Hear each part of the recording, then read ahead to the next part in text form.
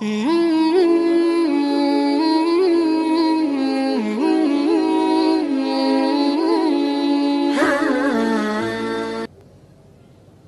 alaikum. My name is Dipon Chakravarti, and I am a student as well. I am pursuing graduation, and I also work in a call center.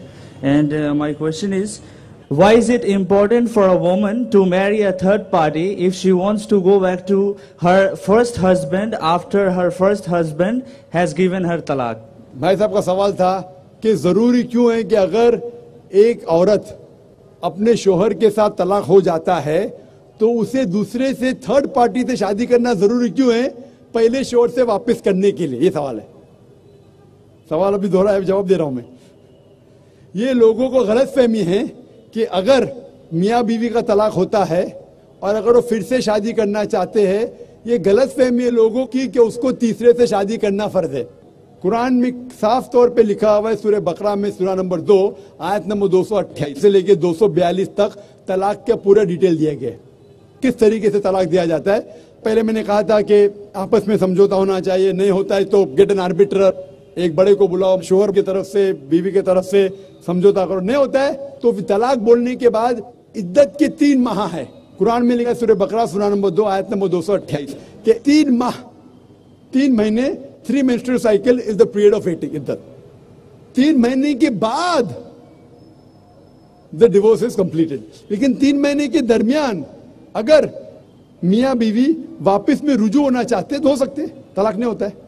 लेकिन अगर 3 महीने तक रुजू नहीं होते और अलग हो जाते और 1 साल बाद उन्हें ख्याल आता है अरे हमने गलत किया, हम फिर से शादी करना चाहते, तो कुरान की आयत है सूरह बकरा सूरा नंबर 2 आयत number 232, do not prevent the women from marrying the former husband.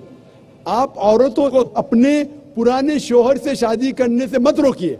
तो वो औरत फिर से अपने पहले शोहर से शादी कर सकती है, लेकिन नया निकाह नया मेहर, न्यू मैरिज न्यू मेहर। No no no, what you are saying is a misconception. I come to it. लोग समझते हलाला की जरूरत है, हलाला जैसी कोई चीज कुरान में है नहीं, उसके ऊपर आऊंगा। लेकिन फिर से शादी करने के बाद फिर से इन लोग जिंदगी बसर करते हैं, 3-4 साल बाद फिर से कुछ ना इत्तेफाकी होती है, फिर से तलाक। वही तरीके से समझौता करो, बड़े को लेके आओ, तलाक बोलो, 3 माह रुको, फिर जाओ। फिर से 2 साल बाद याद आता है नहीं वापिस से रहेंगे, फिर से शादी कर सकते हैं, फिर निकाह, फिर मेहर, फिर से झगड़ा होता है। फिर तीसरी बार अगर तलाक होता है तो अल्लाह ताला फरमाते सूरह बकरा सूरा नंबर 2 आयत नंबर 230 में कहते कि तीसरी बार अगर तलाक देंगे तो फाइनल। इसके बाद आप फिर से मियाँ बीवी ने, जब तक आप थर्ड को नहीं मैरी करें। इसमें क्यों? ये शादी ब्याह गुड्डा गुड्डी का खेल थोड़ी है। बचपन में गुड्डा गुड्डी का खेल में शादी करो फिर से तलाक दो, एक दिन में 10 बार शादी कर सकते, बराबर ना? ये जिंदगी गुड्डा गुड्डी का खेल थोड़ी है। 3 महीने लगता है तलाक के लिए, इतना टाइम लगता है।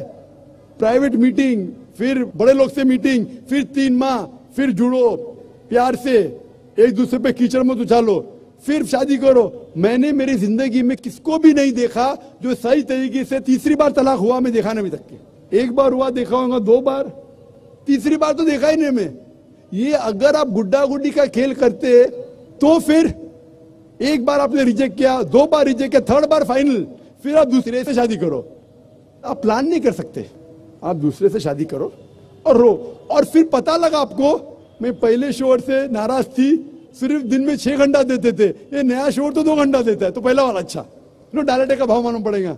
मेरी माँ मुझसे कहती थी मार्केट जाएंगे तो दाल आटे का भाव, दाल और आटे का भाव, आप समझे ना?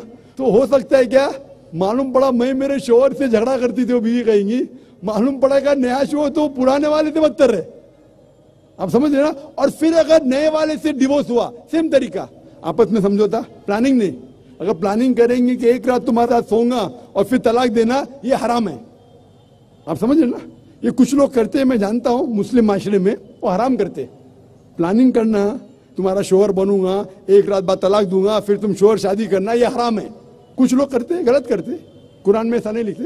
तो अगर तीसरी बार तलाक के बाद या पहली तलाक के बाद भी, पहले बार तलाक दिए, दूसरे से शादी किए, फिर पता लगा सही नहीं, तो वापिस जा सकते, आप समझे ना? तो ये जो है जरूरी है थर्ड पार्टी के पास जाना। अगर 3 बार सही तरीके से तलाक हो तो इस्लाम में इतनी छूट है माशाअल्लाह, और इतना सही मजहब है, it's the most practical way of life. Hope that answers the question.